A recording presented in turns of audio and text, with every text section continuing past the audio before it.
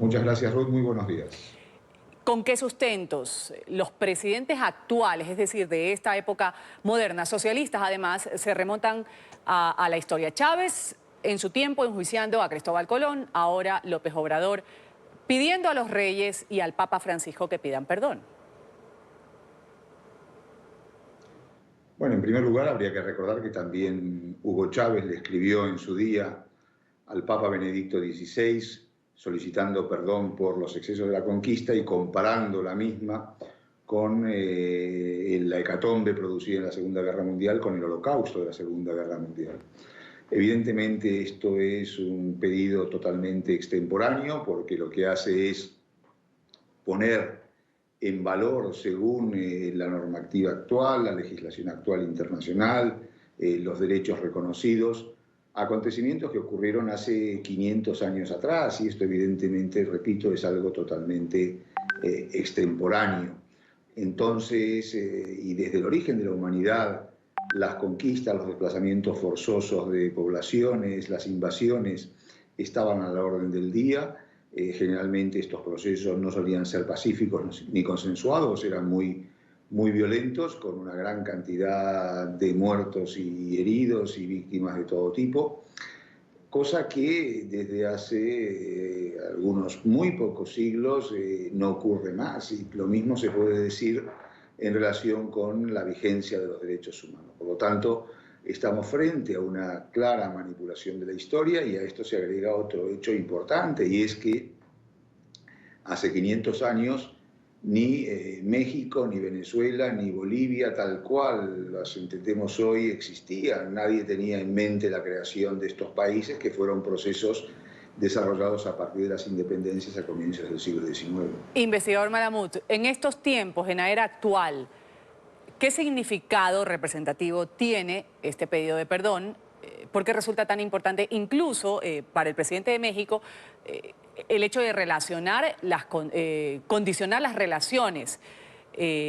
¿O es solo por la conmemoración de estos 500 años de la batalla de los españoles contra la resistencia de los mayas?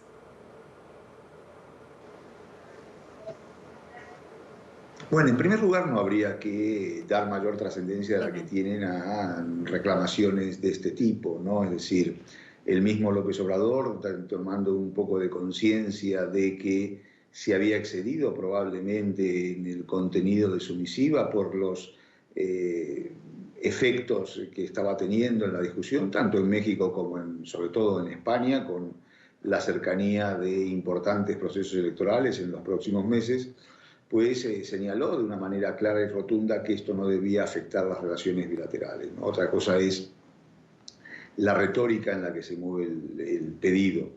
De todas formas, como se señalaba, este tipo de reclamaciones no es nueva. En la época de los primeros bicentenarios, entre 2008 y 2012, la vimos con bastante frecuencia, y esto nos lleva a pensar que si bien este tipo de manifestaciones se va a seguir produciendo, su efecto y sus consecuencias sobre las relaciones bilaterales de España con México en primer lugar y de España con otros países latinoamericanos en segundo lugar no van a ser trascendentes. Por otra parte, habría que recordar que en la reciente visita a España del presidente del Perú, Martín Vizcarra, este invitó a los reyes de España, valga la redundancia, a estar presentes en los festejos del próximo bicentenario de la independencia que se van a celebrar en Lima.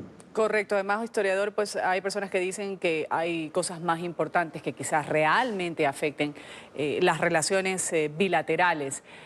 Cuando los reyes, para hacerlo un poco visual, reciben una misiva como esta, ¿qué se les puede venir a la cabeza? Bueno, la verdad que no me quiero poner en la cabeza del monarca de España, ¿no? Del rey Felipe VI. Es decir, sí entiendo la reacción de la Casa Real y también del propio gobierno español, diciendo que una misiva de esta naturaleza no iba a tener respuesta, dada la índole de la misma, ¿no? Y desde este punto de vista, lo lógico es pensar que tanto el gobierno español como la Casa Real entiendan que hay problemas mucho más importantes que afectan a las relaciones bilaterales que una cuestión de esta naturaleza. Y por cierto, es decir, en su misiva, López Obrador habla de la necesidad de reconciliar a ambos pueblos. La idea de reconciliación implica la existencia de un enfrentamiento, lo cual no es cierto porque en realidad las relaciones bilaterales, tanto desde el punto de vista de los contactos entre los dos gobiernos, como desde todo punto de vista económico, social, cultural, académico, educativo, científico, deportivo, y podríamos seguir con un largo etcétera, son excelentes. Es decir, las relaciones entre México y España son muy importantes, tienen basamentos muy sólidos y por lo tanto pensar que anécdotas de este tipo pueden minar la relación es bastante impensable. Para finalizar, ¿cuál es el legado el más importante que la juventud o esta generación debe saber sobre este tema en particular?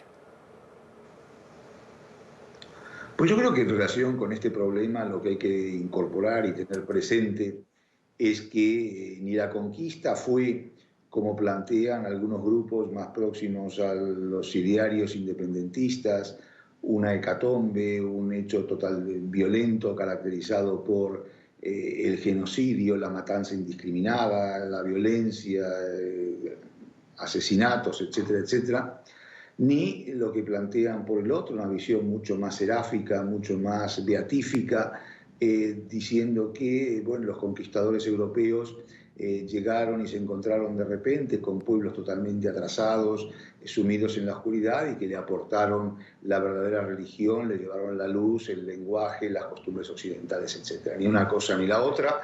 Lo cierto es que tanto México como el resto de los países de América Latina son producto de un mestizaje, que la conquista supuso hechos violentos, pero también hechos positivos, y que si olvidamos esto no entendemos la matriz mestiza de todas nuestras sociedades, que es algo que nos enriquece permanentemente. Vamos a agradecer. Carlos Malamud ha estado con nosotros aquí en NTN 24, investigador de América Latina del Real Instituto Elcano de España. Gracias, un buen día para usted. Un gusto.